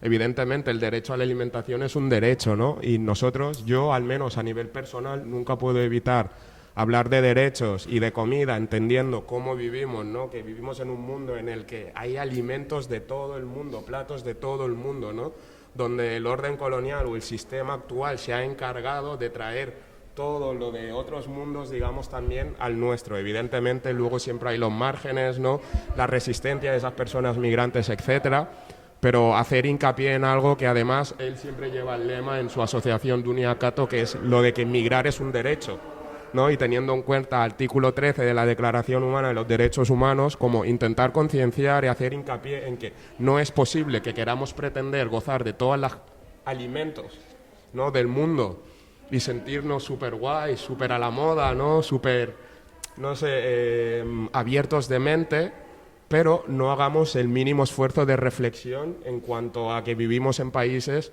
¿no?, sobre todo en un continente que es una fortaleza, que cada vez se está convirtiendo más en una fortaleza, ¿no?, ese carácter, ¿no?, un poquito, que está desgraciando las vidas, que arruina vidas, que asesina vidas, que hay muchas vidas quedándose en el mar Mediterráneo, etc., etc., ¿no? Entonces, teniendo en cuenta desde la posición en la que estamos, del privilegio del que estamos, ¿no?, en la medida de lo posible, Abarca pues también siempre intenta generar esa pequeña conciencia, si es posible, ¿no?, de que de acuerdo, acabas de comer comida, que todo está muy bien, pero ¿qué hay detrás de todo eso, no? Y que al final un poquito era eso, que estoy muy encantado, ¿no?, de los demás proyectos, me parecía muy interesante y tampoco conocía el del banco, ¿cómo era? Alterbank. Alterbank, ¿no?, que me parece muy interesante hacer estas conexiones, también ver qué cosas pueden surgir, y nada, un placer y nada, siempre. Pues si lo vemos, pues damos como por finalizada esta parte, igual como recordando que estamos en Hospitalet, que somos periferia, y añadiendo que incluso en ciudades periferia, y quizás lo hemos visto más durante la COVID, pero hay también filas de gente que pasa hambre en nuestras calles, o sea que esos dobles y triples objetivos, por favor, sigámoslo poniendo, haciéndolos visibles, sacando como más fogones simbólicos aquí para compartirlo con otras y poder generar esos espacios de articulación para que esto pues no se quede solamente en este espacio y vaya más. Entonces, si te apetece, yo te paso el micro este de Madonna y... o no, o este, mejor. De todas maneras, tampoco quiero yo ahora aburriros mucho. No sé si queréis que lea 10, 15 minutos, ya me decís. Pues quizás como tienes algunos fragmentos así como breves que pueda... 10 minutos está bien. Fijaros que a medida que os estaba escuchando, yo he escrito mucho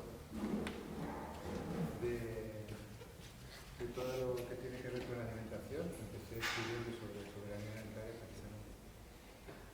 Y quizás de lo que menos tengo es de la última fase, donde estáis vosotras, de las cocinas. Tengo como más cercanía al proceso de la producción. Y me preocupa, ahora mismo estabas hablando de la propiedad de la tierra, del acceso a la tierra. Hemos hablado de la pandemia y quizás nos olvidamos muchas veces de que al final hay mucha gente que tampoco tiene nada que comer. Y aquí hay un texto que le llamo Las buenas maneras, y son algunos refranes que se utilizan a la hora de comer, ¿no? Dicen, antes de comer hay que lavarse las manos y no empezar hasta que todo el mundo esté servido. No se come con los ojos, no se mastica con la boca abierta, no se habla con comida en la boca. En la mesa ni se canta ni se sirva. Incluso está prohibido chuparse los dedos para que quienes comen la hora de comer son difíciles normas que cumplir. Para mucha gente la norma es no comer. Cuando hablabas del acceso a la tierra, realmente si analizamos, y vosotros sabéis más que yo, pero cuando analizamos el porqué de tanta gente migrando, realmente la usurpación de la tierra fértil, el arrendamiento de tierras, la compra de tierras.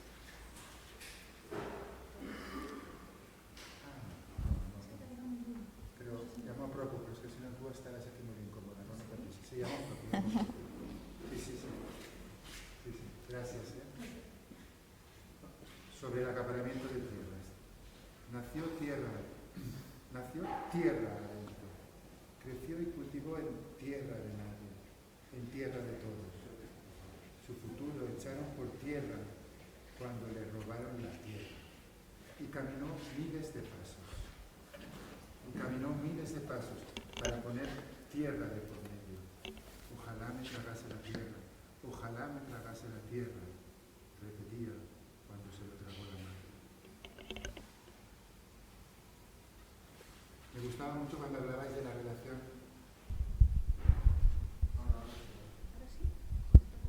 Ahora sí. Vale.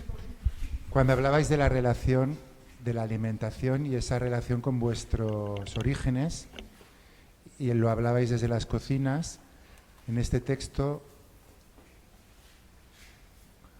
planteo otras relaciones también de los alimentos, con algunos ejemplos. Dice, al llegar al centro de internamiento, le hicieron vaciar los bolsillos, una medallita oxidada y una bolsa de plástico anudada, con varias semillas en su interior, nada más.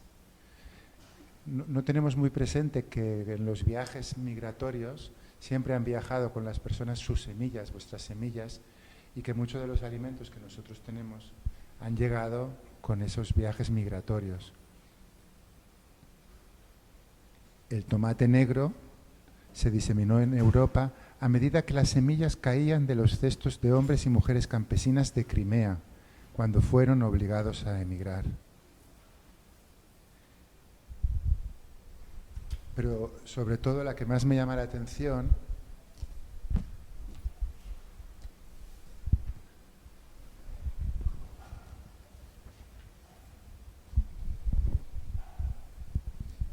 hace referencia a Siria y dice, Siria hace 10.000 años nos regaló el trigo, la cebada, el lino, el garbanzo, el guisante, la lenteja, el caballo, la vaca, la cabra, el cerdo y la oveja. Siria hace 10.000 años nos regaló, quiero decir que en origen el trigo, la cebada, el lino, el garbanzo, el guisante, la lenteja, el caballo, la vaca, la cabra, el cerdo y la oveja, que hoy es parte de nuestra agricultura y de nuestra dieta habitual, lo es porque se cultivó por primera vez en esa zona que cuando lo hemos estudiado, que se conoce como la creciente fértil, Palestina, Egipto, Irán, Irak, Siria, allí empezó la agricultura. Y el trigo, la cebada, el lino, fijaros, alimentos tan propios en el Estado español, y Siria nos lo regaló hace 10.000 años, y ahora se lo agradecemos con la guerra, el naufragio o la valla. Y hablando de la historia de la agricultura, esto más que una poesía es un cuento, un relato de cómo debió empezar precisamente en Siria la agricultura. El texto dice, escúchenme, me llamo Fátima, nacida en Táraba, un pequeño pueblo a unos 100 kilómetros al sur de Damasco, la capital de Siria. Después de 4 años de sequías, nuestras tierras dejaron de parir y nuestro ganado murió. Así que toda la familia tuvimos que partir hacia la ciudad de Daraa, en la ruta que lleva al mar. Al poco de llegar, estalló una revuelta que fue el inicio de la guerra. Y en nuestro barrio no pudimos permanecer durante muchas semanas, pero tuvimos suerte porque unos parientes de Damasco nos acogieron. Pero miren, dice Fátima. La guerra no acaba y yo he llegado aquí, hasta Europa, y no les voy a contar todo lo que pasé. Solo les digo que toda mi familia murió. Nos han asesinado entre las balas, las olas y la indiferencia. Pero ustedes, dice Fátima, no saben nada. Y Fátima, con unos ojos exactos a los granos verdes y ahusados de la cebada, continuó. No saben ustedes que yo soy una de ellas, de la saga de mujeres más antigua del mundo. Mi madre me lo explicó, su abuela se lo explicó, y así cuenten con detenimiento, porque fueron por miles de generaciones que sabemos quiénes somos nosotras. Somos ellas.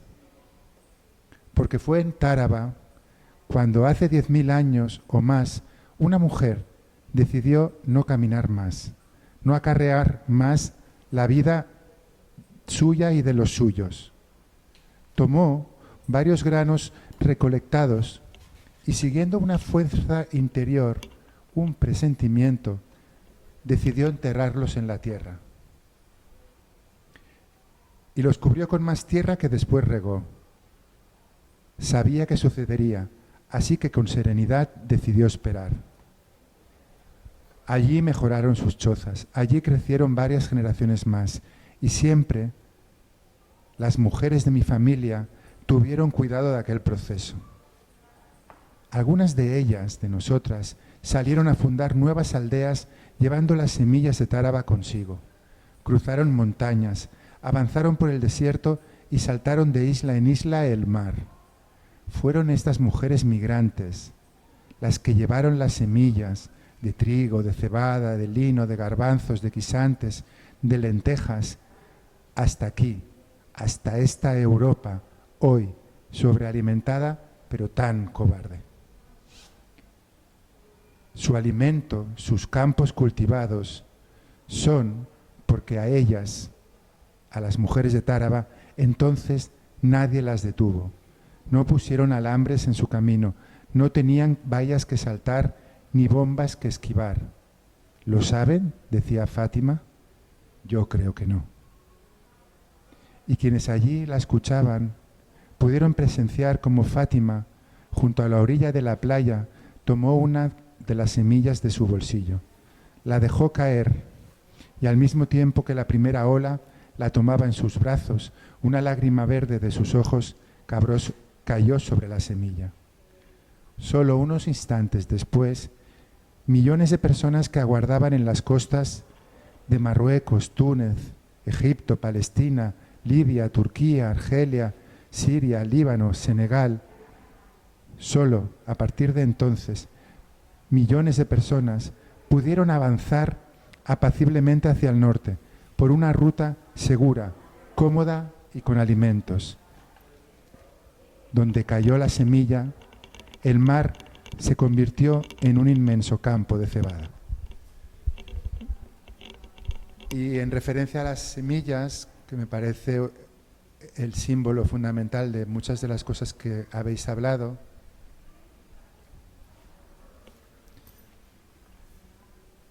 una historia para ridiculizar a nuestro mundo occidental, moderno, que se cree que con sus ingenios y con su tecnología pues todo lo puede resolver, todo lo sabe, que tenemos solución para todo, que somos los dueños del universo,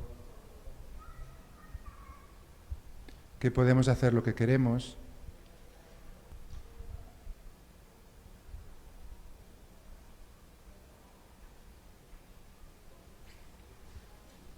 Ocurrió en unas jornadas dedicadas a denunciar la problemática de la obsolescencia programada. Ya sabéis, eso de las multinacionales, de la robótica, de la telefonía, de los electrodomésticos, que conscientemente se las apañan para hacer que sus productos, al cabo de un tiempo, dejen de ser útiles y así obligarnos a comprar otros. En unos momentos, durante esas jornadas, Manuela, una campesina, subió al estrado y delante de todos aquellos hombres dijo: En este pequeño objeto de menos de 5 milímetros se almacenan millones de datos.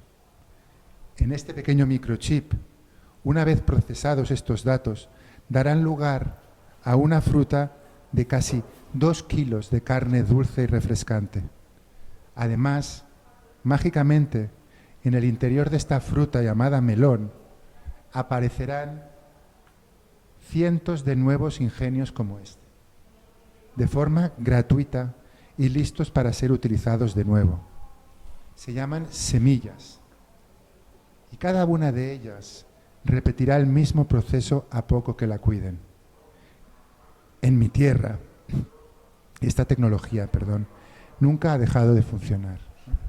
Una semilla es un microchip fantástico que lo siembras y te puede dar una mata de tomates, te puede dar una mata de melones. De una única semilla salen 40 calabazas y cada calabaza dentro contiene otras cientos de semillas de calabaza. Y nosotros, el hombre, el ser humano blanco, occidental, cree que con sus informáticas y su tecnología está por encima de la naturaleza. ¿Qué hay más prodigioso que una semilla? Y acabo con un último texto con el que me gusta acabar, porque es un texto de un campesino palestino que en una conferencia de la Vía Campesina es una entidad mundial donde se agrupan millones y millones de familias que defienden la soberanía alimentaria, y estábamos reunidos en una conferencia internacional en Maputo, en la capital de Mozambique, y un campesino palestino nos entregó un papel y nos dijo que cada vez que fuera posible lo leyéramos y lo colectivizáramos. Y por eso me gusta acabar con este texto del campesino palestino. Quemad nuestra tierra, quemad nuestros sueños, verted ácido en nuestras canciones, cubrid con serrín la sangre de los nuestros asesinados. Arrasad con vuestras bombas los valles, borrad con vuestros editores nuestro pasado, nuestra literatura, nuestra metáfora, desnudad los bosques y la tierra, hasta que ni el insecto, ni el ave, ni la palabra encuentren rincón alguno donde refugiarse. Ahogad, ahogad con vuestra tecnología el clamor de todo lo que es libre, salvaje e indígena. Destruid, destruid, destruid nuestra historia y nuestro suelo. Asolad alquerías y aldeas que nuestros mayores construyeron. Los árboles, las casas, los libros, las leyes, la equidad y toda la armonía. Destruid, destruid